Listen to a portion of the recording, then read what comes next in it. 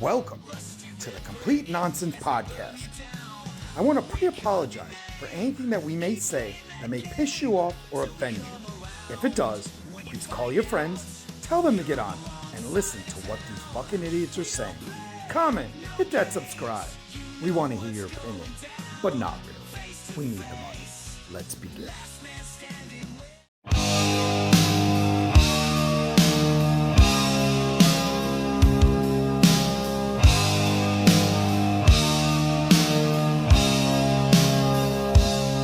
I see the sunset from the shore,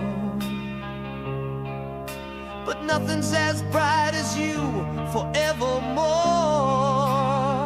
Oh, I 100 I didn't hope so. Doesn't That'd be even nice. matter. We've been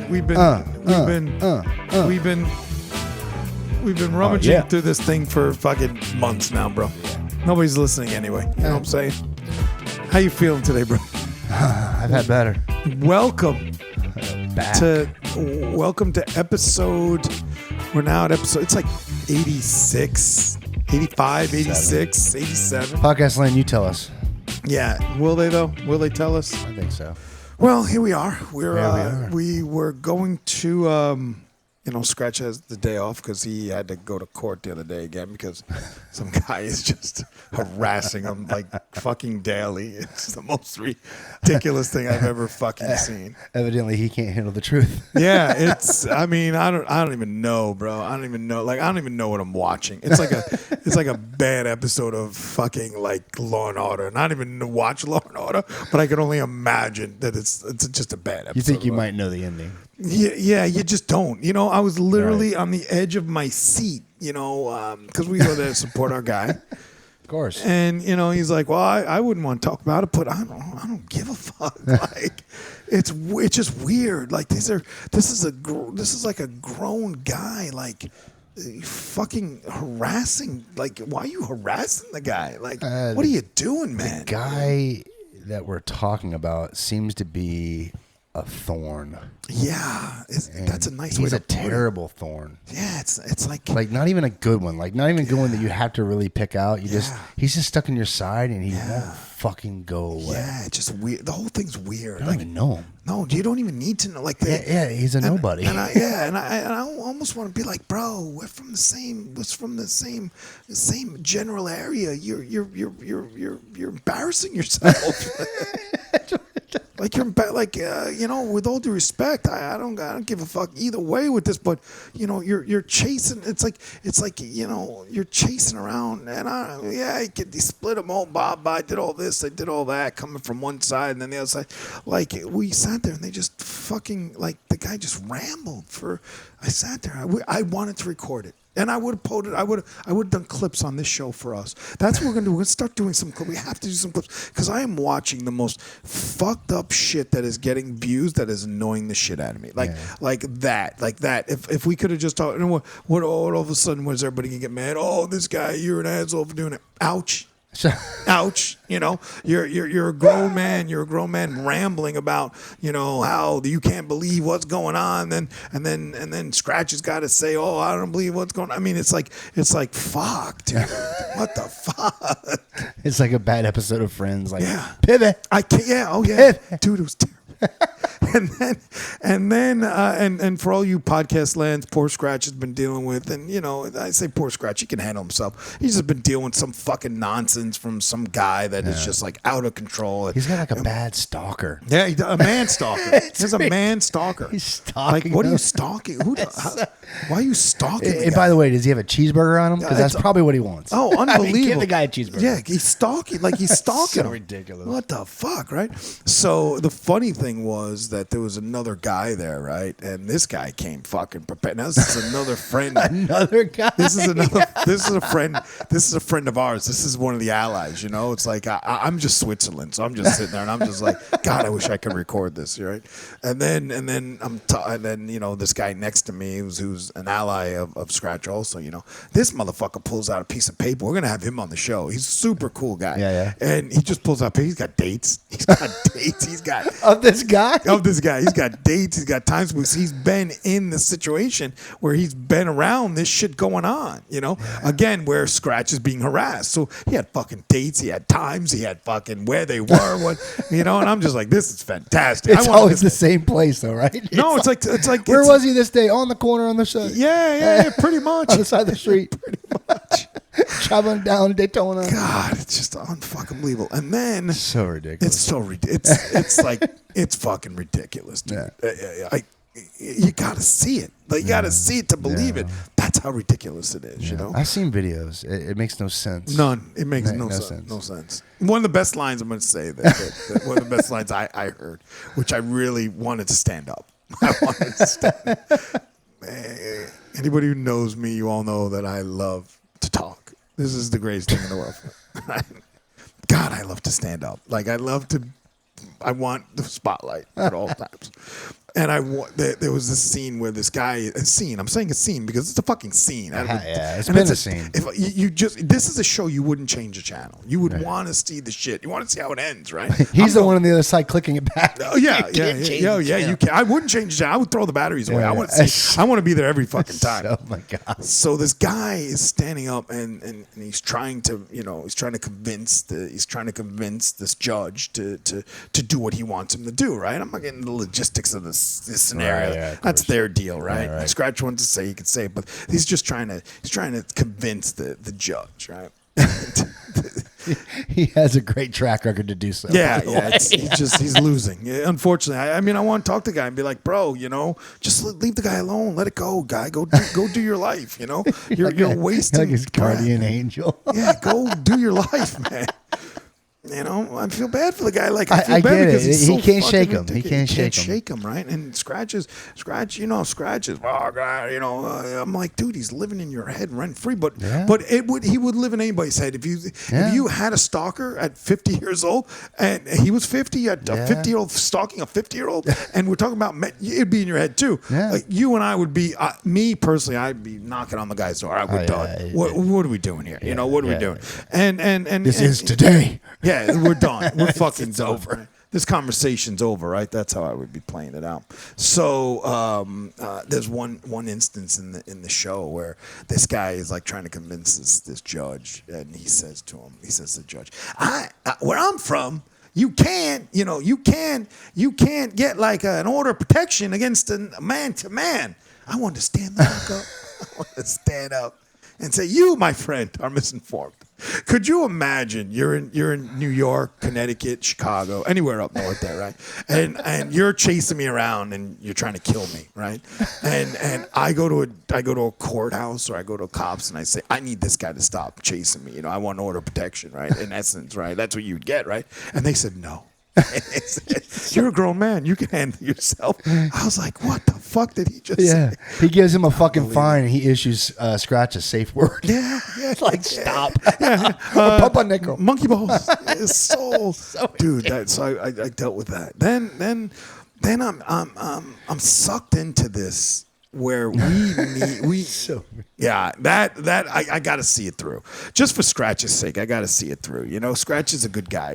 As like, as crazy as he gets, because that's his fun. Like, when he gets worked up and shit, and I'm just like, whoa, settle it down. But he's one of those, I don't give a fuck, but he cares. And at the end of the day, he has to care because, again, you have a 55 and a 50. I don't even know what the fuck's going on here, right? He's got to care because he's built his future. I mean, he's built his future in that industry. He's got to care because you don't want the guy to kill him. And that's what I'm saying. The guy seems to be latching on for his 15 minutes of fame. Yeah. But it doesn't make any sense. You never had fame to begin with. Yeah. I mean, let it go, guy. Yeah. And go start a comedy act somewhere. Do your thing. Yeah. You don't have to have this big fucking moment where you're chasing another guy around. Chasing a guy around. It's crazy, dude. And then so I deal with that, and then I come back, and then I'm listening. I'm so sucked into this Dabbleverse, they call it, which you guys, I haven't even gone into it with you. It's like Stuttering John is, right? From the okay, and these guys at this place called Who Are These Podcasters? It's a really big show, right? And they are constantly fucking like they take a show like Stuttering John does his own show, right? And he's terrible. He's terrible. Like he has snot run down his face. It's always been his gig. But no, I mean, but this is like this isn't even a gig. This isn't even a step. This is real life with this guy. Like real life, he's a mess. Yeah, he's always been a mess. Yeah, he has. Yeah. But he's really messy now. There was this one show. It was the funniest shit I ever heard. They take his show and they clip it, right, and they rip it apart. And there was one show that was hysterical. This guy was Stuttering John was trying to do a show in his mother's fucking room, like wherever she lives. He lives with his mother at times. Right? And he was talking and he gets in the camera. Oh, these motherfuckers are all trying to take me apart. And the phone rings. And he's like, oh, now they're gonna fuck with me on the phone because apparently they have his mother's number, right? And for the next 45 minutes, Dees. How did they get his mother's number? I don't know. That's so crazy. That's not even the funniest part of it. The fact that the phone rings and then this guy, again, it's like another show I'm watching. All of a sudden, he's like, Ma, unplug that phone, right? And she's like, oh, Johnny. So she goes to unplug a phone. Another phone rings, right? For 45 minutes, this fucking house rang in 50 different... It was a 2-bedroom house. I don't know how many phones they had and how he couldn't shut them off. The man was trying... And they just shredded this guy for a fucking hour. It was the funniest shit I ever saw. Now, fast forward. So this podcast show rips apart podcasts, right? Rips apart like bad podcasts. I'd love them to shred ours, you know. Oh, these guys aren't funny yet. I mean, come on. Yeah, at least make us famous, right? Get us some more numbers, right? But I keep trying. I keep messaging people that are on their shows and shit. And I thought I had one of the girls because one of the girls is friends with this Stuttering John, and she goes on his show and they hate her. Like it's a whole thing.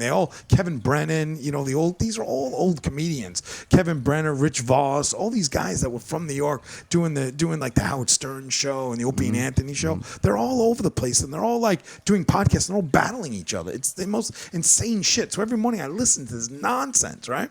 I mean, nonsense. Right. My brain is rotting, right? So this Opie is friends with this guy named Ron the Waiter. And this Ron the Waiter, these guys are clipping Ron the Waiter talking to Opie. So they do a little show together, right? Every morning, 6 o'clock, this guy does an hour show, right? The guy from Opie and Anthony. Right. So this Ron the Waiter has now started going with him. And Ron the Waiter keeps lying to the guy. He's like, oh, your ex-partner called me and texted me and told me I was great. And then this Opie's like, really? Like, I don't, why would he do that, you know? And he's catching the guy fucking lying. Right. Then they break up for a week and then they come back, right? So my thing is the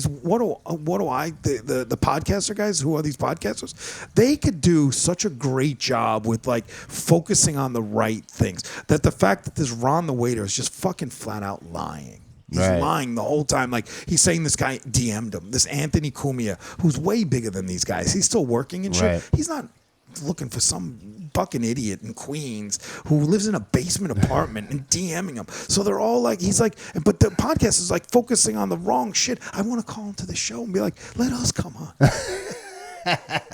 Like, I just want us to one shot at that, you know? Like, I know a lot of our views, and the New Yorkers will all know, but maybe the guys locally here and the guys out of the country aren't going to know it. But if you just listen to one of them, who are these podcasters or the Stuttering John show, it is such a fucking mess, but they have made a complete living by doing it. Yeah. You know, I would love to clip Kudos to you, man. Yeah. Kudos. I'd love to clip some of that shit and fucking have us look at, you know, do clips like that. Yeah. Even though for that aspect, I'd clip the who are these podcasters that are clipping the other show just to be like just now as you walked in, I was listening to, right? They're talking about the show that went on today because this Opie and this Ron were broken up. Now they're back together today, right? And they started spoofing on it. I want to be like, guys, you're focusing on the wrong shit. Like the guy is just the Ron guy is flat out lying. Like just trying to get this Opie guy fucking worked up. And this Opie guy, he's just not well. Like, he's not well. He's not well. That's great content. Isn't it weird? Like he's not well. Yeah. He does this. He goes in the morning. He's like, yeah, nah. You got to watch one show. You want to bang your head against the wall. You want to go to court and watch what I was watching. that would definitely be my head against the wall. Oh my God, it was unfucking believable. A guy on guy crime. Guy on guy crime. That's not even supposed to happen. You know what I mean? Happened. Yeah, right. Stalking a guy. Yeah, that's right. Yeah, how about it? So yeah, and real quick, we are going to let's talk about one other thing. You know, put all that craziness aside because we're going to get onto that. I'm hoping who these podcasters one time fucking let us in. You know, Come on. let us just you and I we'll be here. Let us tune in there. Yeah. And let us help. Let us clip it with you because I got a lot of shit to say about those clips because they're looking at the wrong shit. You know, and we're gonna bring back our guy. You want to light up that? Light it Yeah, up. yeah. He looks like he's gonna be about ready. We you know where once again AC loves to fuck up these, right? No. Yeah, I know. I fucked it. I always fuck it up. Hey, podcasting ain't easy. Yeah, I know. Boys and girls. Podcasting. We had a whole show going in, and then all of a sudden, once again, I fucked it up. Right?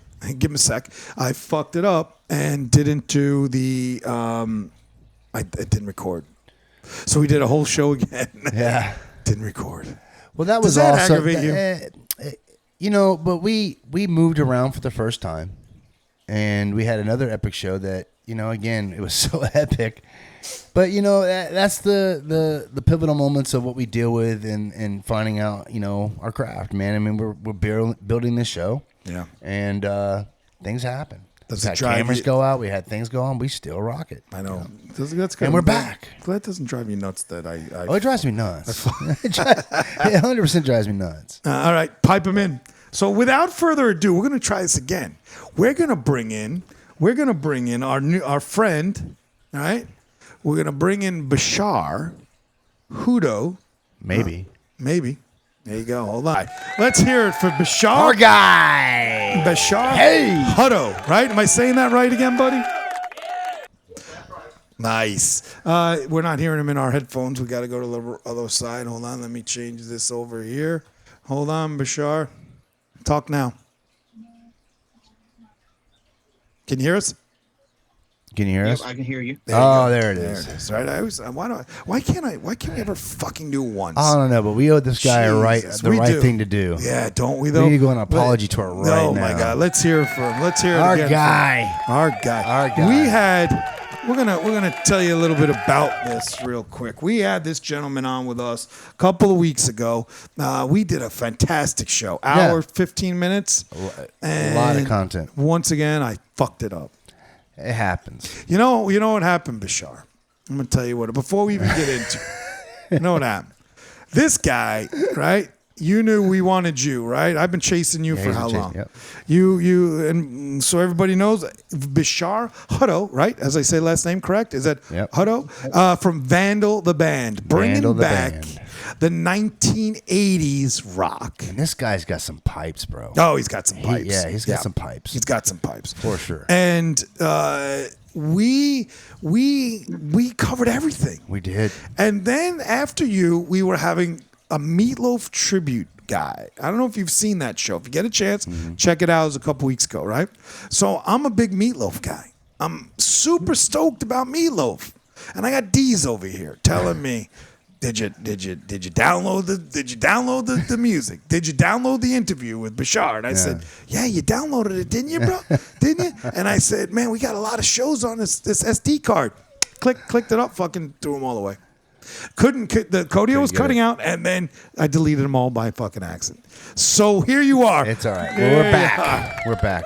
And we're going to fucking get this story out. We are going to get this story. We're going to get this story. It's going to go out tomorrow, the latest Friday. All right, let's get right into it. Vandal the Band. Tell us a little bit about yourself. Where did you come from? We know that you are an 80s, bringing back the 80s rock. Where did you come from? How did you come up with that concept? Give us some of that brief history, if you don't mind, my friend.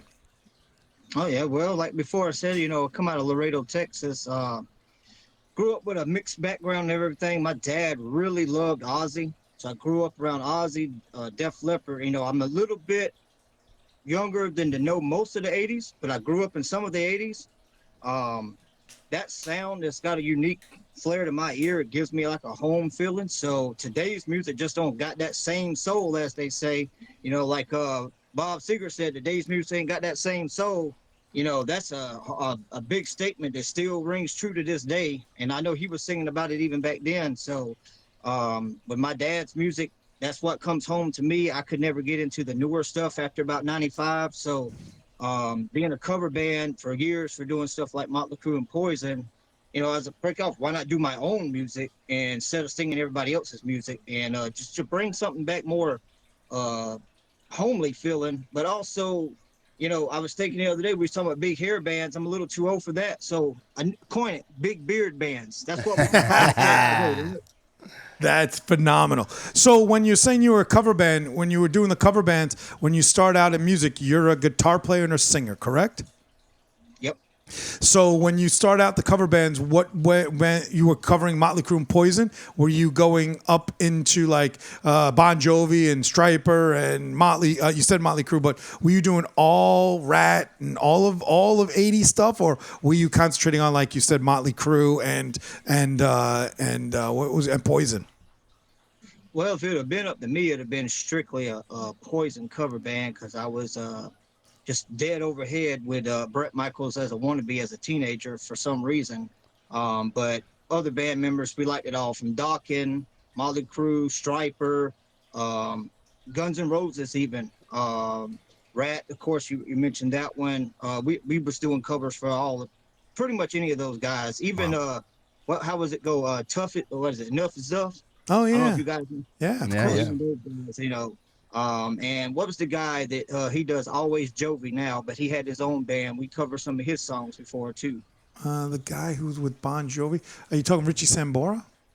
No. There's a cover band. It's called Always Jovi. Oh, But he okay. had his own band. But I just can't think of what it is. It's not Firehouse, but it's something. That guy can really sing it. He has his own, own band from the 80s, but now he does a band called Always Jovi, and he almost sings the songs better than Bond can sing them today. Seriously. Yeah. And there's the funny thing about some of that is if you get into the like Stream, when you're saying like Firehouse, I just got into, as I was telling you, I keep getting sucked into stuff, right? Yeah. And I've been getting sucked into lately the Dan Rather interviews.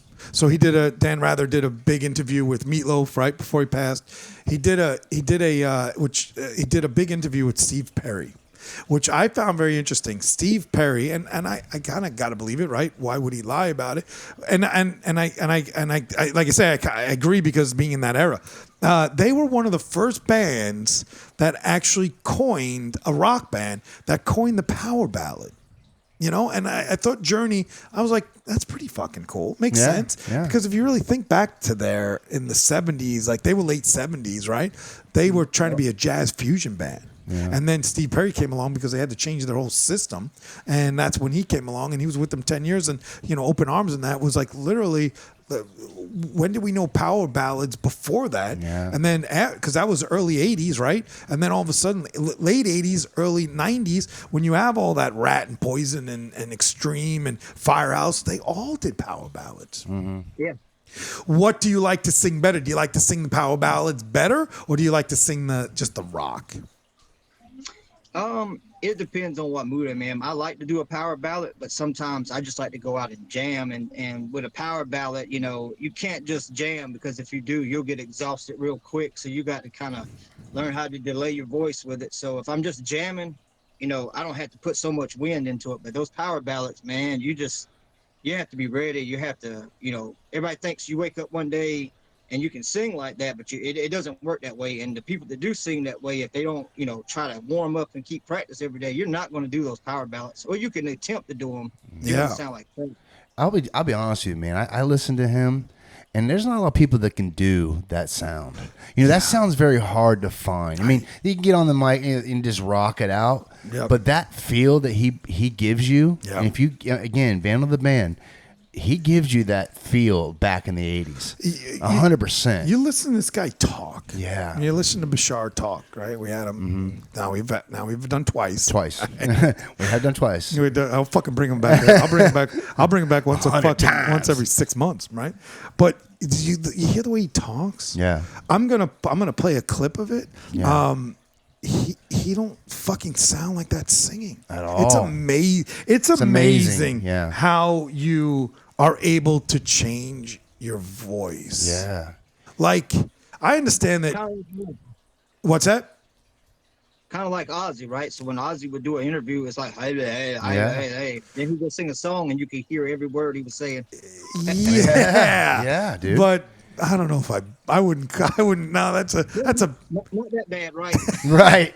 that's a bad comparison, bro. He's pretty spot on. No, Yeah, when Ozzy talks, you don't think he's gonna sing like that. no, because He's a great. Now, I'm not bashing No. because I like Ozzy. No. I'm just saying when he fucking talks, you don't think he's gonna fucking rock out like you he know does. what? I'm fucking saying no to both. Nah, of you out of your mind. 100%. This You gentleman. can't- I mean, you think he has marbles coming out of his mouth when he talks? He does. So what they did with him, I've seen fucking Ozzy, and I don't care. The Ozzy camp. Oh, can I come know here. he can. You know. He sucked when he was Are you live. serious? When Ozzy was young, he was great. Okay.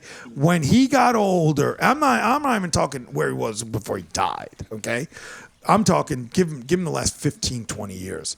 There is no way that you can speak like that.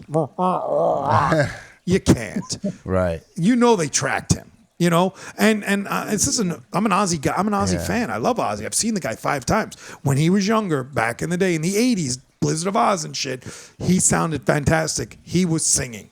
Once that '80s and '90s ended, in that era, he lost it. He lost Which is normal. of course, It's normal. But this is like, as they say, different animal with Bashar. Yeah, I Bashar agree. sound like, listen to him talk. He sounds like he should be on a Harley right now at Biker Fest, right? Yeah. Not 7 kids. How many children do you have? I had 8 kids. 8 kids with a newborn. we didn't round up. Yeah. With a newborn, he sounds talking to us that he should be at Biker Fest right now beating somebody up, Yeah, right? yeah, But when yeah. you Well, hear him, probably could. oh yeah, for sure. But when you hear him sing, Yeah, dude, It's I totally different. Literally was like, I gotta really listen. And I listened. dude. I crushed it. Dude, I was like, wow. Yeah. We are big fans. Like I'm gonna play some a little clip of that stuff to get people excited. But man, it's really good. It brings you back to the '80s. Yeah. And you're not over the top. Like you're not trying to karaoke the '80s. You're bringing it forward. Right. It's a very interesting. Absolutely, I it's a agree really with that interesting statement. concept. I agree with that because there's statement. another band out there doing it now, and I don't know the name of them. They're all over Facebook, and he sounds like Is it like Panther? something, and he's a new band, but he literally sounds like it, but he sounds almost karaoke-ish versus Bashar's bring like the whole music is He's got a is voice, up to date. man. Yeah, He's got a voice. I give him that, man. I mean, you sing way higher than you talk. Right. Is it hard to maintain that through an entire record? It is challenging. There are days that my voice has went all the way out, and I go to my daytime job the next day and trying to talk with guys to help them through things, and I'm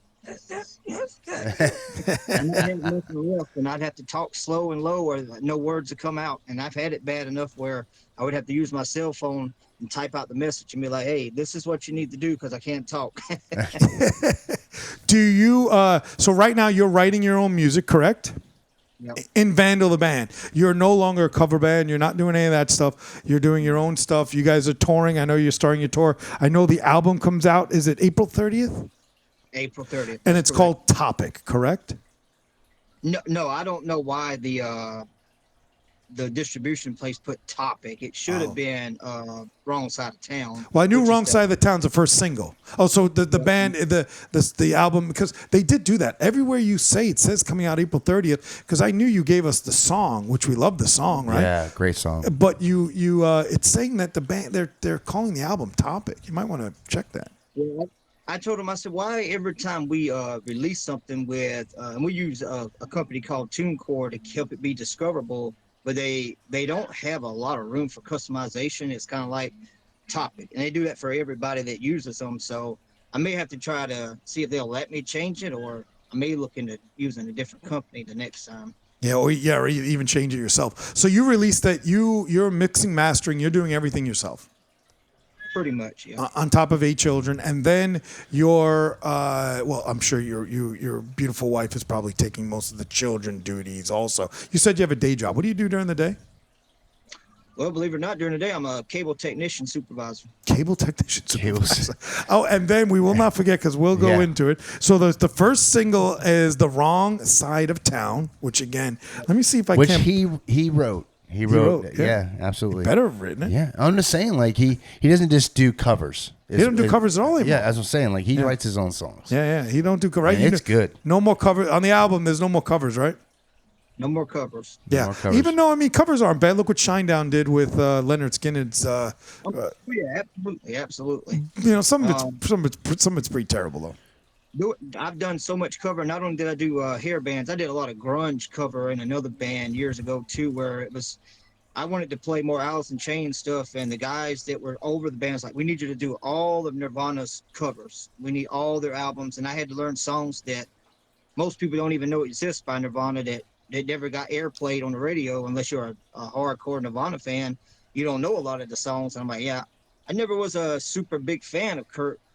I was more of a Lane Staley guy. I knew the main songs by Nirvana, but I didn't buy every album, so I had to go and learn a lot of stuff or not get paid. Yeah. But how many albums? Didn't they have like 5?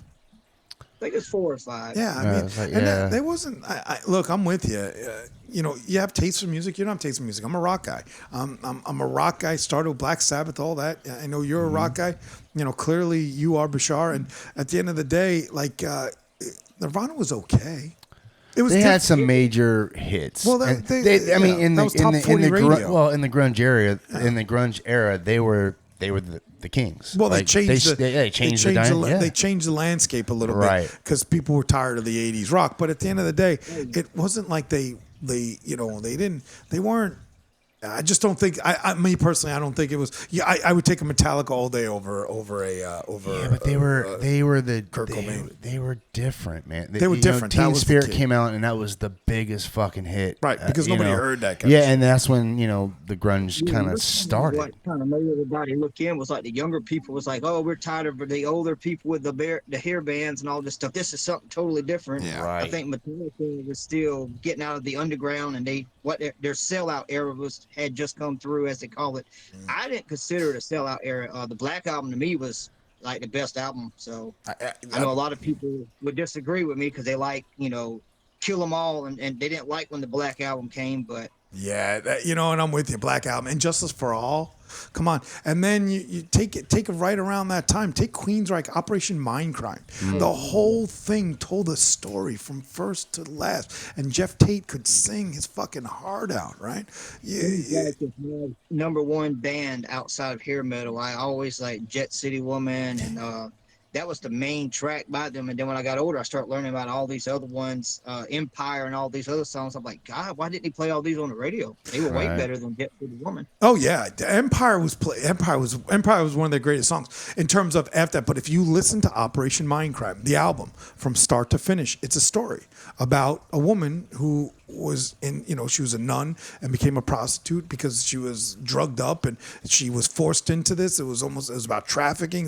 It was and when they played that album out in concert, they literally would do the entire album. It was pretty cool, I mean, and then Tate would be singing to, it wouldn't even be a girl on stage or something. She'd be backstage or whatever the case. And they had like a big screen behind him, and because her name was Mary through the album, right? And he'd be singing up to her. But again, in that time, I think those guys never really went away. And I agree, Black Album's a great album, and Justice for All is a great album. I don't like the new Metallica. I don't like their new stuff. I'm not a big fan of the new, because now it just seems they're getting away with it. Yeah, they're just trying to push, right? They're trying to stay, I guess, relevant. They want to be right, relevant. And maybe even relevant. Unforgiven 2, Unforgiven 3, Unforgiven 4 is the nuances is starting to disappear. Like, okay, Unforgiven 2, that was pretty cool, but then you did 3 and then 4, and I heard somewhere that they was trying to do an Unforgiven 5 or something. I was like, the first one was perfect. We didn't need the second one. The second one was cool, but the third one was like, okay, where are we going with this song now? We just need to forgive them.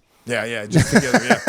Yeah, we forgive you. And I get all the albums just because I love to download music every Tuesday, because I was one of those guys who went in on every Tuesday to FYI. Remember when all music used to come out on Tuesday mornings? So I would go in there and just pick up all CDs, start with records and CDs, and then went tapes, then went to CDs and stuff. And I love that. So every Tuesday now, it doesn't even work like that anymore with Apple Music. Now they just release them whenever the fuck they want to release them.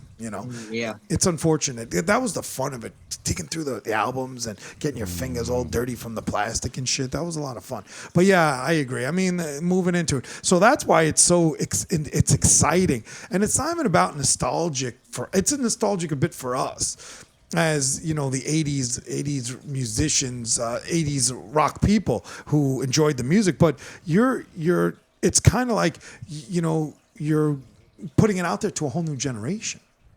Exactly. And you know, there's a lot of people that didn't hear it, or they hear it, but they only find certain pieces of it, and then they only see the guys. Unfortunately, they done all got in good age, and they didn't age so well, so that turns a lot of them away because now everybody sees the short clips out on YouTube. So maybe if I could bring some short clips of me doing stuff that sounds that way, they'll say, well, this independent guy sounded that way. How about the big guys back in the day? Maybe we'll give them a deeper chance and show them that, hey, man, that's some great music you're missing out on. Oh, yeah, for sure. I definitely dig the music from back then. For sure. So hold on one second. I'm going to see if I can't tune this.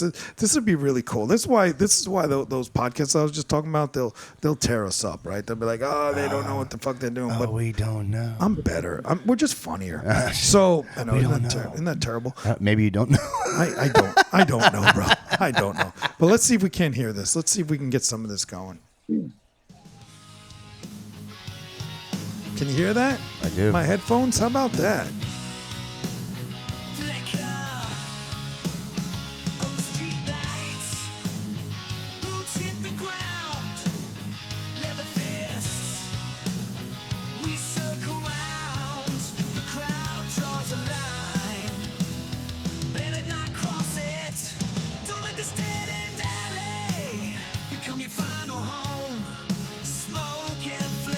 Amazing.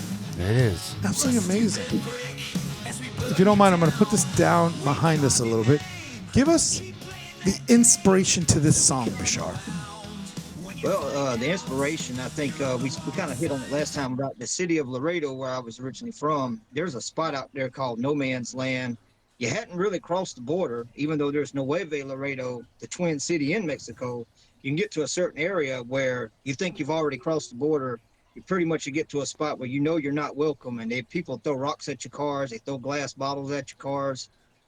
People who drove through there and drove beer trucks got robbed and everything. So they had areas that were broken apart by gangs, and a lot of them were Mexican gangs, but they did have some, whites and blacks mixed up out there. And when you got on the wrong side of town, you might not came back, and you'd always hear sirens in the distance, but they didn't come to help you. It was always going somewhere else, and there were places always getting burnt down. So the smoke and flames, there's a line been drawn where communities fought and clashed with each other. So it was just an inspiration out of that turmoil. It's just, dude. And it has that feel. It really brings you back. It really does. Brings you back. Who does he sound like, though? I don't think that's a problem. Yeah, he's got his own, but he sounds like... it sounds like an 80s rock band. He sounds like somebody, like he sounds, similar. Like he's got that feel. Because you feel it. You feel it because of the music style. Yeah.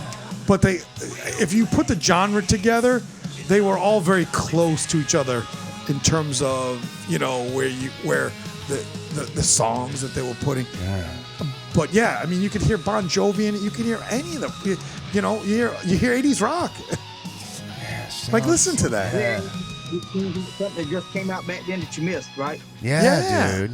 Yeah, I mean, it's really it is super, super good. I mean, I've played it multiple times. I'm looking forward to the video. Is there going to be a video come out? We're working on trying to get something together. How many songs have you? Don't go near the borders now. Yeah, don't go near the border towns. Do it on your back wall or something. He's a big guy. We haven't even gotten to his next life. What? Not yet, anyway. Yeah, right? yeah. What? How many singles have you just released? Just that one off the new album?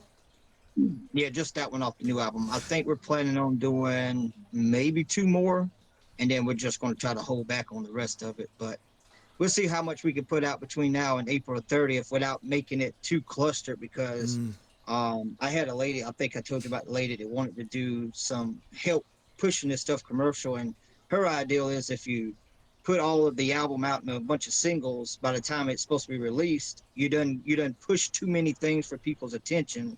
So keep them onto 1 or 2 good tracks so they're interested in what's the rest of this album going to be, and maybe they'll be interested in listening to it or possibly buying a real actual CD or vinyl from it as well. Yeah. Question is it so you are going to put it on vinyl? Yeah.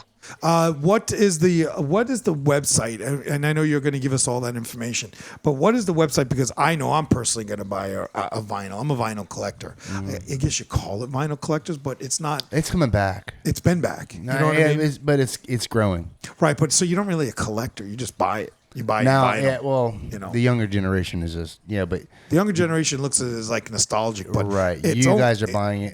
We're buying it because you guys are buying it to put on your shelf and to your Yeah. collection. Yeah.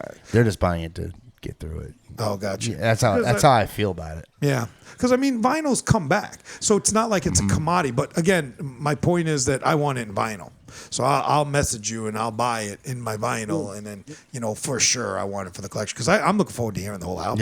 Yeah, absolutely. I think it'll be fun. I love that stuff. I was sadly enough, I wore my Creed shirt. That's as far Yeah. back as I could go. I was hoping I had a Bon Jovi shirt back there somewhere. Yes. I mean, again, Vandal. There's a lot of Vandals. The band. out there, right? It's Vandal the Band. Yep. They are kind of hard to find. Yeah.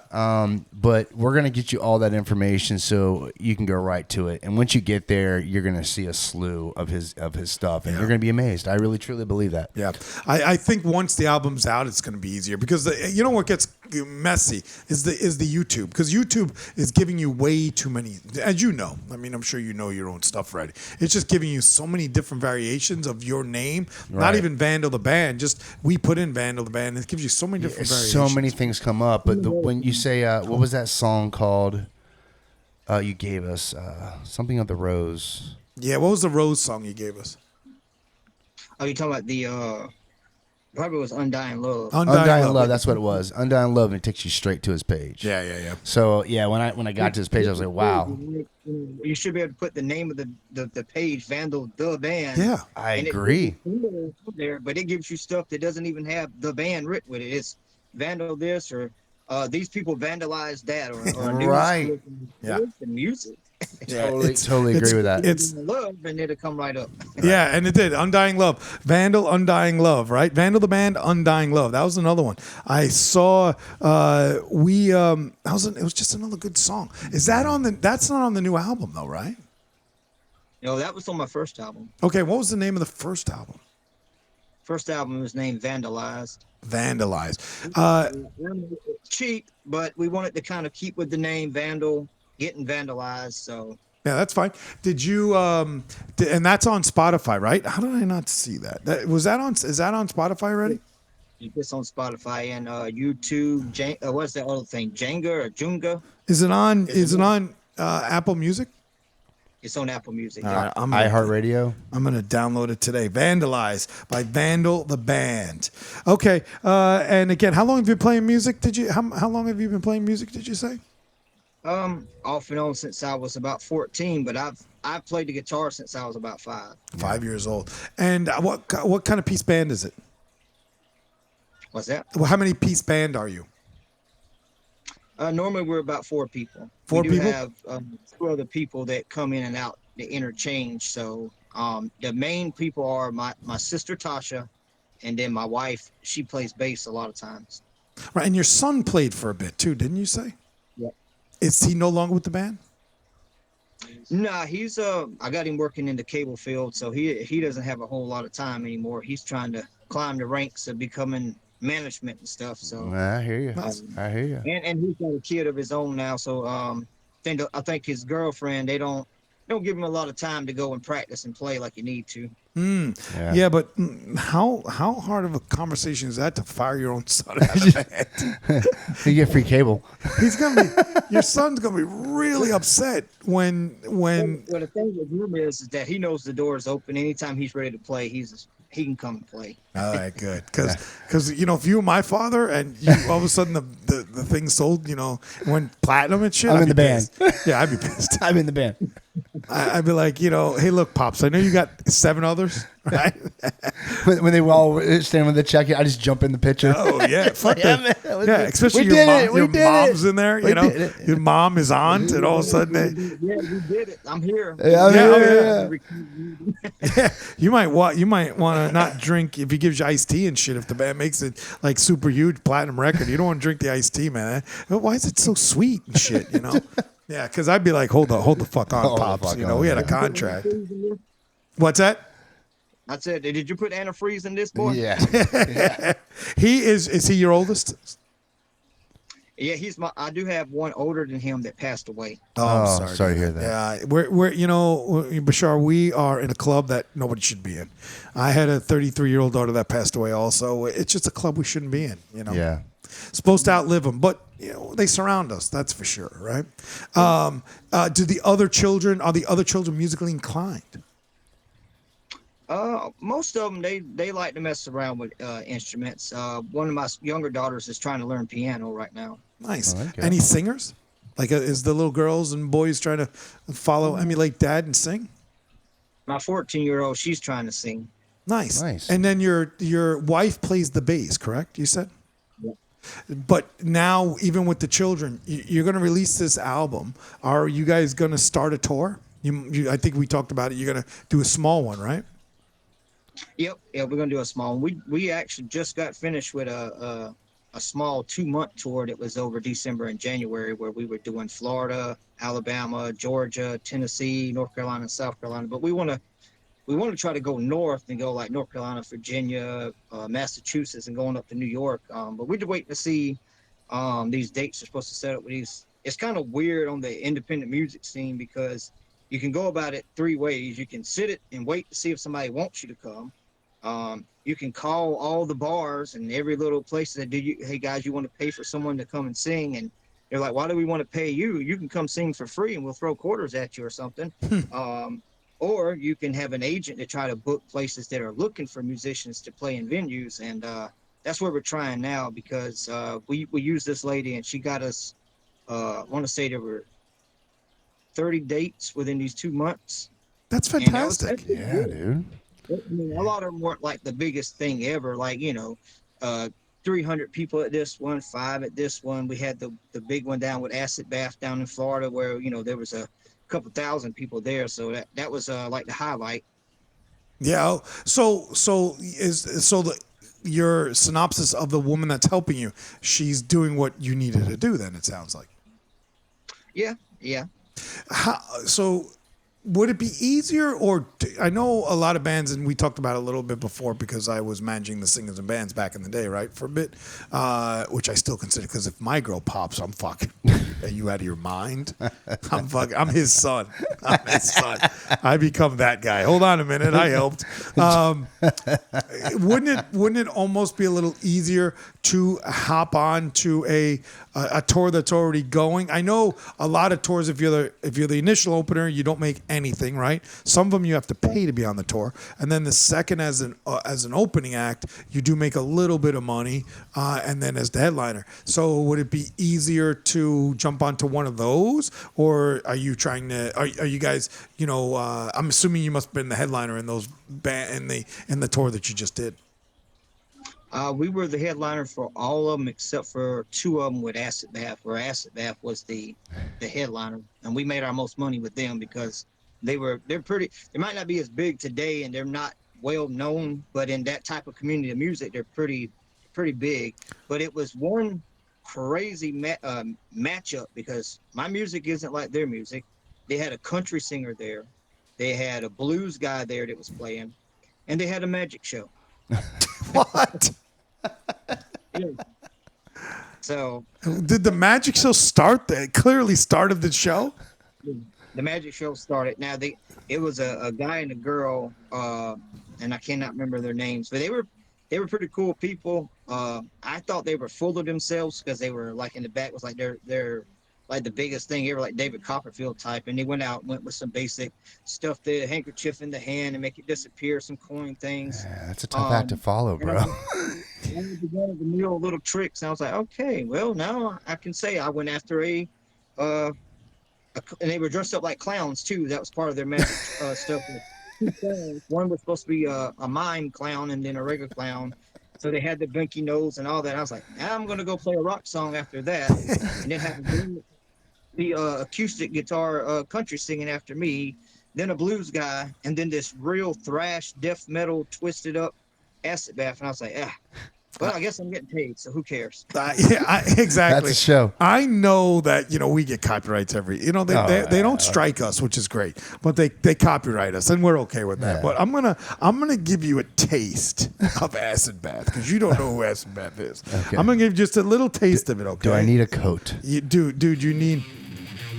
I like that. Yeah, you need your ears will believe when you hear them. I like the jam. It always starts strong. It gets. I actually like that. Do you? I do. If you could give me one word, I'd give you $100. I like it. I know. Yeah, they're such an interesting. But they're band. not too. Yes, they are. They are, but they're not They too. are. What? To what? The bass is low. They're not bad. They're not our genre anymore. We're a long way from. Yeah. That's a mosh pit. You bring a knife. Oh, yeah. And stab Yeah. somebody in the fucking Yeah. heart. Flamethrower. And especially you go from him to that. Yeah. With a country artist in the middle, that would have been a good day at night. We got a girl and a blues guy in between. It's like, wow. And I told him, I said, wouldn't it be better if we did the magic show, the country girl, the blues guy, then me, and then y'all? So then it looked like we're kind of building up instead of let's put the one thing that sounds similar, rock and thrash, but separate them with blues and country in the middle. I was like, not my show though. They could have been like introducing him like, "Hoo-ah." Yeah. Did they just flat out tell you no when you asked them about that? Well, I wasn't even able to talk with them. I was talking to one of their agent guys, and he was like, nah. They were pretty good friends with the guy that was doing the blues, so he was their like co-main event type guy. And I was like, oh, good friends. I'm the nobody. I'll shut up, stay in my place. Yeah. But I mean, they're a decent sized act, but they're not. I can't imagine they'd be an unapproachable band. No, they were just busy. Oh, gotcha, Right. gotcha. They're young guys, aren't they? Kind of older. Oh, are they? Yeah. See, I've never But they're in seen. their 50s. I never heard of them. Yeah, what's that? I think most of them are in their 50s or older. Get the fuck out of here! I'm way off. I enjoy the whole start of that. Like I like the start. whole yeah. The start. It started. It came out strong. Came out strong, and then once he started, just it became too. I was never into that. That's gore. We talked about last time. That's gore. You don't even understand the words. Maybe they go out for the Super Bowl. I mean, it's got. Who knows? I need to be able to. I need to be able to feel the emotion that if I go to this that's not emotion. That's that's a You go to Danzig or something, or the Misfits or something. Oh, I like Danzig. A little bit of feeling in it. Yeah, right. You gotta have a little bit of feeling in it. But I need to be able to feel that if I go into a town, I'm gonna have rocks thrown at me. That's my shit right there. you got a right hook coming to you. On that one. Right? But I'm talking about like his music brings that's just Bon Jovi songs and Vandal the Band songs. They Striker? evoke Is it like Striper. Yeah, Striper. like that. I wouldn't put you in the Striper category. But he's got just so high. Like He's got that. Michael Sweet sings so high. He's got that. I don't know, man. What's that? I don't know. Michael, he's way up there. I don't know if I can hit that "To Hell with the Devil." Yeah. That Like it's way up. like Sebastian Bach. Like Well, that's his move. That's his lane. Sebastian Bach and all. Yeah. But that's where they are. But Yeah. Michael Sweet, that's a whole different animal. Yeah. And that's like it's just too high. It sounds like girls. Yeah. You know. But I want to walk in that town with you and feel a rock thrown at me. That's the emotional shit that I love. That's why even though you can't consider them hard rock, right? Because none of those guys would consider hard rock. Even though they put them in hard rock category, I'm sorry, Creed is not hard rock. Nickelback is not fucking hard rock. But all those songs evoke. I consider Creed emotion. just straight Rock, alternative. just rock. I wouldn't even call them return. They're rock. They're almost. You dare almost say pop rock, but they're not pop. You know what I mean? It's just rock. They were Creed was almost like buzz ballads. Mm-hmm. Yeah. Almost. You remember like Everclear and the Verb and the Verb Pipe, except for they did make more than one album. Yeah. They have some great songs, man. I mean, if he didn't fall apart, if staff didn't fall apart, mental illness, unfortunately gets some people, right? But if he didn't fall apart, they were on the verge, and I'm sure you remember this, and I'm sure you do also. But right before they ended, they were selling tickets for stadiums. So they were moving from arenas to a stadium, and people who don't pay attention to that shit don't really get it. Taylor Swift didn't become a billionaire because she was playing arenas. She became a billionaire because she was playing Travis Kelce. Yeah. Well, she got way more money. Oh yeah, 100%. But I'm talking about where she plays. She played stadiums. Yeah, she plays a show, man. It's a show. It's not but like it's a about concert. where it is. She's filling 60,000 seats. An arena only. You go play at the Amelia. It's only 18,000 seats. You go to the Buccaneer Stadium. That's 60,000 seats. That's the shit. That's the difference. Yeah. And Creed was about to start in stadiums. They were leaving the arena scene, going to stadiums. That's what Metallica did now. They still do that. Rolling Stones will never be caught dead in Amelia Center. They're fucking stadium bands. That's it. All right. When you say once you hit that stadium level, you've Wembley Stadium, you're a different plateau. Right. Yep, that's like the Madison Square Garden of music. Yeah, of course. Yeah. And even Madison Square Garden only holds 18,000 people. But everybody loves the Garden because it's the Garden, right? But if you're going to play the stadium in New York, you're going to go to MetLife Stadium where the Giants play. You're going to go to up in Buffalo. You're going to play those stadiums. You're not going to play, you're going to Madison Square. Everybody wants to play Madison Square Garden because everybody plays there, right? It's iconic. It's like the Staples Center in California. Everybody wants to play there, but that place only holds 25,000 people. I think 30. I think they're between 18 and 20,000. As opposed to Tampa Bay. The Tampa Bucks hold 50,000 fucking people. Or they go play it. I heard she was, I don't know if she did or didn't, but I heard she was thinking about playing Michigan State Stadium. That holds 100,000 people. Well, she could definitely get them there. 100,000 people. Yeah, figure $200 $200 a ticket. Just a 200. Put your house up for sale. $20 million. Who would have thought that Taylor Swift would have turned into what she did today? Oh yeah, but she has definitely molded that show. Like, oh yeah. You watch it on TV, and it's a good long. Yeah, it better be. Yeah, you put me in a stadium seat for $4,000. Bitch, you should be fucking serving me a beer. You were way up there, weren't you? I wasn't. No. We were front row. We were. And he's referencing. I went to the Taylor Swift because my wife loves Taylor Swift, right? Or did, or she still does. But she does. Yeah, we went to. I was at the Tampa one a couple of years ago, and They had the stage, the floor. And the floor had 30 rows, so it's not like. And then we were on the wall. We were section 100, row 1. It was real cool. But we were still far, if you will, because you got 30 rows between you and the stage because you had the floor, because it was in the stadium. So, and she maximized every fucking dollar. Well, that's what we're hoping you do, Vandal. When you start playing out, you better get us some Marine tickets. And you're a tough guy to get in touch with because you got a lot going on. Yeah, so he's a busy guy. He is a busy guy. Sure. Yeah, you definitely, besides 8 kids, a job and two entertainment venues. Because now we're going to get into your wrestling. Come on. Dude, the guy wrestles. You know, boot. we should shut him out. We'll go to me and you for a second. Let's introduce Bashir. Bashir, we don't know your wrestling name. What is your wrestling name? So the wrestling name is the Syrian the Sheik Akbar Bashar, or right now it's Vandal the Sheik. So I tried to marry them both together so I can use both sides to help promote both sides. Plus, the wrestling has a lot of diehard fans for the wrestling that's always loved me anyway. So now I'm like, hey, want to buy my CD too and my T-shirt? Are you able to cross promote like that? It's been working for me. Yeah. So like when you do, and again, let's introduce Vandal the Sheik. Vandal the Sheik. Vandal the Sheik. I want to know the clap button too. Yeah, dude. Vandal the Sheik. So you're you also own an independent wrestling company. Is that correct? Yep. And that is called, if I have my notes correct, that is called, is that APW or AWS? Which one is that?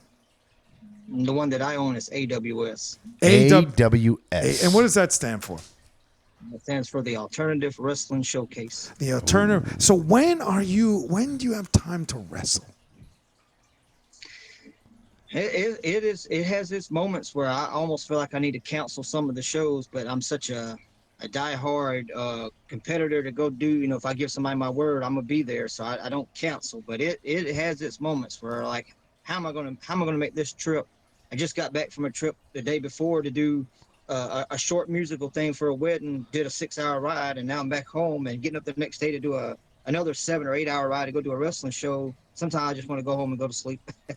And fix cable. Fix cable. Yeah. That can't be a full-time job. Oh, the cable? Yeah. Yeah. How do you do a full-time job and then run off to do wrestling? Like you just take Friday off or something? Well, where I work at is in a contracting business, so as long as it's not within their scheduled work, I can schedule off the whole year and they won't fire me. I just won't make no money. So I usually try to work up really hard because I can make as much money as I want by as many as jobs I can close, as many people that I'm managing and everything. So the more harder I work, the more money I make. So I try to, a couple weeks work up enough to where I say, hey, if I take 3 weeks off work, it ain't going to hurt me because I made X amount of dollars, and I'm gonna take these 3 weeks to go do these couple music gigs and these couple of wrestling spots, and I'm gonna make 3 times the money I would have made in those 3 weeks by just doing those little short spots. Yeah. So the wrestling. Let's get into the wrestling for a minute. So it's independent. We talked about it back in the day. There used to be like all these wrestling, like Ohio Valley Wrestling, right? If I'm saying that correctly. And so I'm very surprised that there's still that Vince McMahon hasn't tried to squeeze all you guys out. Well, I mean, I don't know if you guys have kept up with it, but Vince finally got squeezed out of his own promotion because of his scandal with somebody, I forgot what it was, but some sexual scandal or something, like all these guys. It's on Netflix. Yeah. Everybody coming out on him, and they made him step down. But when he turned it into a public trading company because he needed more money, and you get one of those scandals on you, you can't represent these big, conglomerate companies. So they kind of like squeezed him out of it. So, but Vince did buy out like all the major companies. There really hasn't been a major company. I think they got AEW or something now, but they're like a flea compared to a giant tick when it comes to WWE. Yeah. Is TNT still around or no? No, I don't think so. The TV channel TNT is still around. No. Wasn't there a wrestling thing called TNT or you're thinking about WCW. WCW. Okay, gotcha. Yeah. So say again. I said Vince bought that one out too. Did he? So when do you wrestle on weekends? And you yourself are still wrestling, correct? Are you like more managing it? I know you said you have a name, but are you like the head honcho there, just using the name, or are you actually in the ring, getting yourself thrown around in a 20-minute match? Oh, I'm in the ring getting thrown around for 20 minutes, sometimes 30 minutes. Wow. In the wrestling, that's crazy. It is. In the wrestling, is the entire match, do you know every move that's going to happen in the match?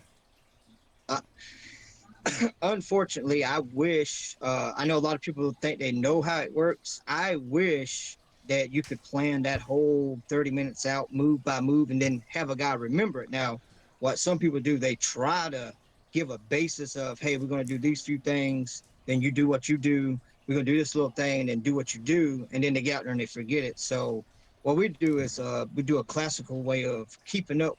So I'll say, more high impact moves. Some guys might be afraid to take them. I'll ask them, you fine taking this? You fine with doing that? They'll ask me the same thing. And then we might come up with a basic beginning and then whatever they want us to do at the end. And in the middle, we just go by a formula of the good guy versus the bad guy. And and this is probably going to go over a lot of people's head if they don't follow with wrestling, but they have the baby face, the heel, they got shine, and you got heat. Well, the shine is for the baby face to look good, to look like he had a fighting chance. The bad guy does the heat, poke him in the eyes, kick him in the balls, beat him down behind the referee's back. You get this beat down and get the fans to care about this guy to the point that you let him have a fake comeback.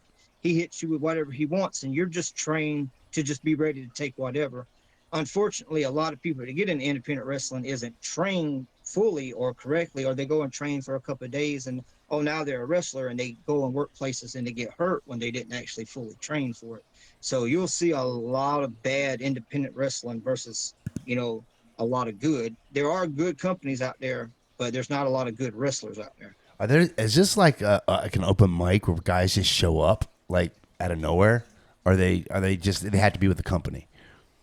Yeah, they'll be with the company. Most companies will try to book these guys in advance and pair them up with the right people to make it look good. Now, there are some companies that they don't want to pay nobody, so they'll be like, hey, all you rookies that ain't never got a chance, just show up. We'll find something for you to do. And then they never make money. They never draw a crowd. Everybody's bad-mouthing them because, their product looks like crap because you're taking a bunch of guys that train for 3 or 4 weeks, and they're wrestling a guy that trains for 1 day, and now everybody goes out there and they stop and look at each other. And it's the same thing when you make a movie, but there's one big difference in a movie. If we make a boo-boo, they say, cut, let's set it up again. But in the wrestling, when you have the F-ups, you're in front of a live crowd, you look like an idiot. That's when they start chanting, you effed up, botchamania, you look like an idiot out there instead of looking like a professional. But that's the hardest problem in the independent world, is to know who's actually been trained somewhat professionally versus, I'm a wrestler, because anybody can call himself a wrestler. Right. Yeah, but if you're going out there and letting these guys, hopefully run around and do the moves in the middle, aren't you concerned about getting hurt? When I go out work, I make sure I work for reputable companies and work with guys that I know that are actually trained and I've met them before. I usually don't work anybody that I don't know or haven't worked with in the past, or at least met and did like a small training with them to see what level they are, and for them to see what level I'm at too, so we can all make sure we're safe. But there are some people that are young, they're excited to get out there, and they'll go out there with anybody, and they do unfortunately get hurt doing that stuff sometimes. Are you a headliner? Yeah, I would say I was a headliner for most of the North Carolina and the upstate of South Carolina. Most of those companies use me in some of their bigger spots. Do you hold any belts? I do hold 2 titles at the moment. Nice. Where are they? Can you pull one out? He's got it right next to him. Oh, that's fantastic. I have them in another room. I could get them. Okay, that would be fantastic. Can you bust to the wall when you bring it out? Do you just come through and be like, oh yeah? What's that? Busted the wall and trip on my own feet. Yeah, exactly. Yeah. We always got to remember. For some reason, he refuses. He refused the first time. He refused the second time. When we talk and we laugh, he mumbles. I don't know what, but we're just going with it. I don't give a shit if we have no audio. We'll put subtitles on. Oh, it's on there. Yeah. I don't know what it says on there. Does it say you raised your hand? And it has your arm on it. That's the profile picture, but I don't know. Well, you'll have to cut that out. I don't think so. You're 100%. You got to cut. I don't think I can. You're going to. I don't think so. Yeah, you're going to figure it out, guy. It says you raised your hand, dude. I didn't put it on there. Oh, it just popped up. You're the tech guy right there next to me. So could you get my, because you're going to watch us wrestle in about 30 fucking seconds, you know? It's going to be a quick match. Yeah, our production shit. So who is the most famous wrestler, or who would be the most famous wrestler you've either wrestled or got a chance to hang out with and chat with and learn from? I would have to say there's two of the most famous that I've gotten to meet and hang out with, and one of them I actually got to work with. One would be Ric Flair. I didn't get to work with him in the ring, but I got to hang out with him at a show multiple times, learn a lot from him. And then another guy is the Boogie Woogie Man, Jimmy Valiant, which younger people might not know him. He is a WWE Hall of Famer. He was big time on the TV in the 50s, 60s, and 70s, and he still wrestles. He's like 90 years old. What? I did get to wrestle with him in the ring. I've wrestled with Barbarian. I've wrestled with Buff Bagwell. I've hanged out with Hulk Hogan once, not long, but for a few moments. And I would say those were probably the most famous ones I've hanged out with. Those are pretty famous guys. Yeah, seriously. I mean, What do you like to do better, the wrestling or the music? I would have said 20 years ago, I would have said the wrestling because there's a lot of adrenaline to it. But as I'm older, I like to do the music because it's less killing on the body. yeah, it makes sense. Do you write your own intro music? I haven't, but I am working on one. You need to do your own intro music. Do any of the other 8 children, do they wrestle? The same son that was playing in the band, he is semi-retired. He should be coming back next year, but he wrestled. And then one of my younger kids is training to wrestle. Wow, dude. They're like Lilac. Yeah. I mean, the band of the you've heard of the band Lilac, right? Yeah. They're like everyone. There's like 6 of them, and they all do the girl sings, and the drummer's a girl. They're all their whole family. They're a whole family unit. Does your wife wrestle also? She actually retired, but she wrestled for about 10 years. 10 years. How did you meet the missus? May we ask? Did you meet her in the rock world? Did you meet her in the wrestling world? She hit you with the chair? No, that would be nice though. Actually, her mom and my mom knew each other, and they kind of met us together, brought us together. Nice. How long of a married man are you? We've been married 15 years. Nice. That's a long time. And so does she travel or do? I guess I know you have a newborn. How's the baby doing? Baby's doing great. We haven't been traveling a whole lot like together over the last 4 weeks, but as soon as this warmer weather gets on in, we'll be all over the road. Yeah. Now, will the kids come? Do you have like a big tour bus and the kids just come all come with you?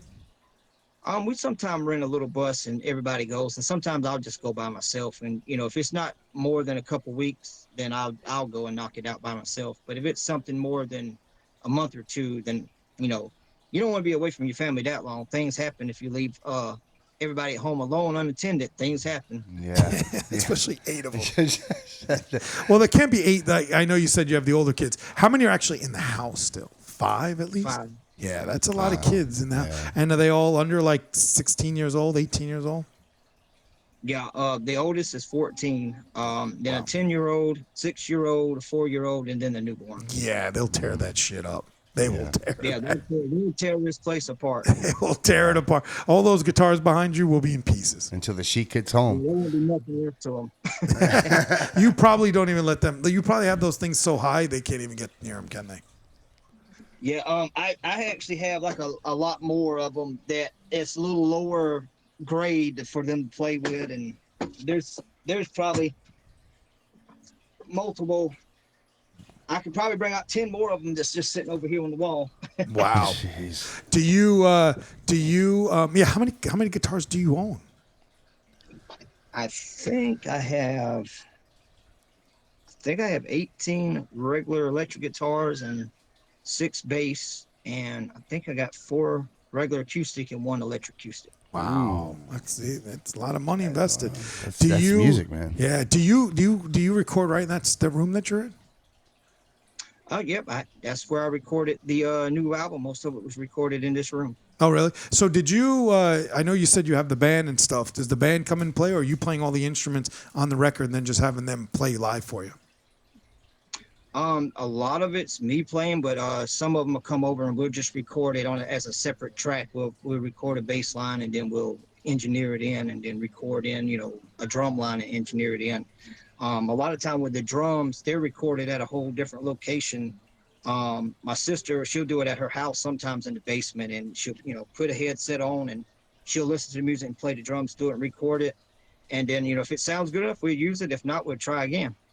You said that. So your sister's the drummer, your wife is the bassist, and then you have you're the lead singer. You're obviously the lead guitarist, and then you have a rhythm guitar. Yeah, and then I got a good friend named Andy. He plays a lot of guitar. On that first album, we did we used a studio out in Augusta, Georgia, and they charged me about $2,000 for just doing the album and engineering work.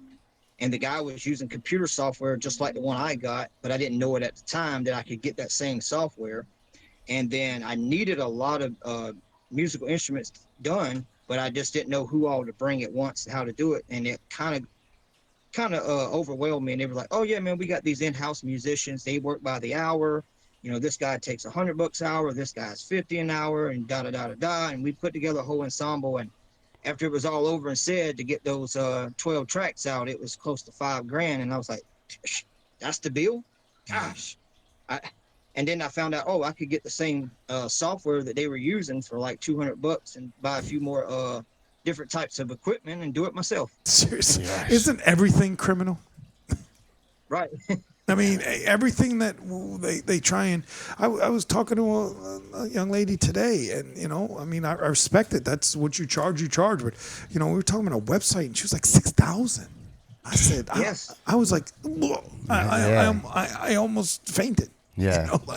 I haven't put together a website in a long time, and if that's the going rate now, shit. Is that basic? I don't know. I What's stopped. the luxury, I had no luxury more package? I was like, I had a couple questions. She threw down that number. The questions were done. I had nothing left to say. So, do you have a website also, right? vandaltheband.com? Not yet. We're working on that. How about the wrestling site? Do you have a website for that? You do, right? Nope, we just used Facebook. We did have a wrestling site, but it didn't really generate a lot of heat or anything, so we kind of cut it out. Right, and that was the Alternate Wrestling Showcase, correct? So when we look up Alternate Wrestling Showcase, will we be actually see matches on YouTube with you? Oh, yeah. And you can also look up the Syrian Sheik wrestler. You can probably put the Syrian Sheik Akbar Bashar in Google, and it'll just bring up all kind of stuff. Syrian the Sheik. So is it Syrian? Yep. Okay. See, I was Sheik. Yep. Bro. Sorry, that was Syrian the Sheik, right? Sheik. Yep. Yeah, I love it. Yeah, that's one thing I didn't look, and I know you do a lot of deep diving and shit. But did you see some of the wrestling? Because you found Skratch wrestling. How do you not find this guy wrestling? I started to, but then we lost the video, the audio. Oh yeah. So I was like, I knew that it was coming back. The poor guy was devastated. Bashar, let me tell you, when I told him he was like, "You got to be kidding me!" But then the worst was I lost you after we went to NASCAR and we did a live show at NASCAR. We had people coming left and right. We had an audience. We crushed this fucking thing. Mm-hmm. And we have the most beautiful pictures you could ever imagine. We have a silent film. Yeah. And that one, I forgot to push the button. At least the other one, yours just got, the audio was coming out wonky and then accidentally deleted. Yeah. But the other one. You just did it anyway. That's all. You wanted to do it again. I did. We did. Well, we knew we were gonna get him back on. We talked about that after the album goes, his first tour. Absolutely. I want to go to one of the wrestling. They're right up the road. They're in North Carolina. And if I remember correctly, he also writes a book. Oh yeah, did you write the book? Yeah, I'm in the verge of doing a biography of myself. I'm also working on doing a short story book, like an anthology book called The Horror Realm. Think of Tales from the Crypt or Tales from the Dark Side. I'm doing a book similar like that. That's going to be like probably 8 to 10 stories in each volume. When will that be out? Busy guy. The biography will probably be out by the end of the year, and I'm hoping for The Horror Realm to be out sometime in October. All right, because I know I text you, and I know he's very good when you text him. He sends back. He's very thorough, right? He sends you back a nice solid text, but it's in between because he's such a busy guy. So I'm just gonna harass you because once his stuff comes out, we'd love to have you back. And then I personally, I mean, Dees doesn't travel as much as I do. No, but I would love to go up and see him wrestle. Yeah. Do you ever bring the show down to Florida or anywhere near us? I don't actually bring my show, but I actually work down there sometime in Tallahassee. Okay. And what about the band? Well, you are gonna this next tour. You are gonna come to Florida, correct? Yeah, we should be able to where we were at last time in Sebring or Sabring. I don't know how you guys say it. Somebody told me it was Sebring, and somebody told me it was Sabring. It's Sebring, yeah. We're hoping to come back down, at least put that town on the tour because we did it before. So the people that we did it at, they liked us there. So hopefully they'll set up again. He would be great at Bike Week, bro. Yeah. That would be right up the alley too. That's like he's got to like coordinate all that. But where's Sebring? It's in Florida. You don't know. He don't. It's up by guys born and raised here. Yeah, Bashar, he doesn't have fucking any idea. Ask me any town in New York. I can get close. I get where? A little that way. It's about an hour from Disneyland. It's where? Yeah, that's what I was gonna say. Disneyland. Wait, he mumbled. Disneyland. It's an hour from Disneyland. Yeah. Do you know an hour north or south? Nope. Yeah, it's right in that vicinity. Yeah. You have no fucking clue. It's probably closer north because I remember when we were going down, we didn't pass through Disneyland to get to it, and it was closer coming from where we were coming than it would have been to go to Disneyland. So I would say it must be north of it. Yeah, Now, that's us. definitely north. That's us, guys. We're an hour north. Like we're No, 'cause not you an hit- hour you north. hit- Yeah, you we hit- are. We're an hour north. We're northeast. You hit Kissimmee. You don't fucking know. Again, Yeah, you you know. Kissimmee. Well, I gotta tell you, Bashar, he no clue. The guy has no fucking clue. That's You not would very you would nice. think. What do you mean? What do you mean? That's not right. I'm about to eye poke you. So ridiculous. You know. You know. That's how you operate. You know.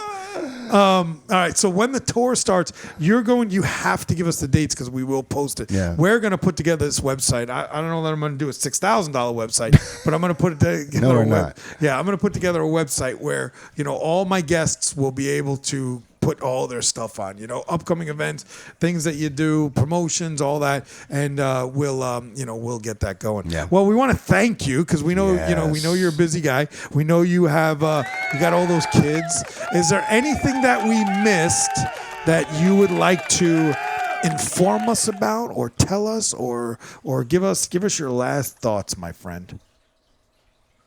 Last thoughts I got is, guys, just stay vandalized. Let them ears get tore up by the music. Nice, vandalize, right? Vandal.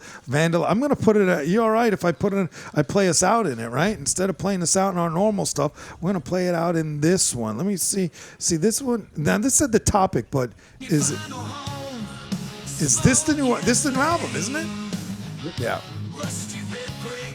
All right, buddy. So we're gonna let you play out on this one. And we want to thank you, my friend, for coming in. Don't go anywhere yet. Okay, what do you got, buddy? Just again, thank Vandal the Band for showing up. We appreciate you. Undying Love is an easy way to find this, guys. Check them out on YouTube, all over the place, right? Again, check out Complete Nonsense Podcast. What you got?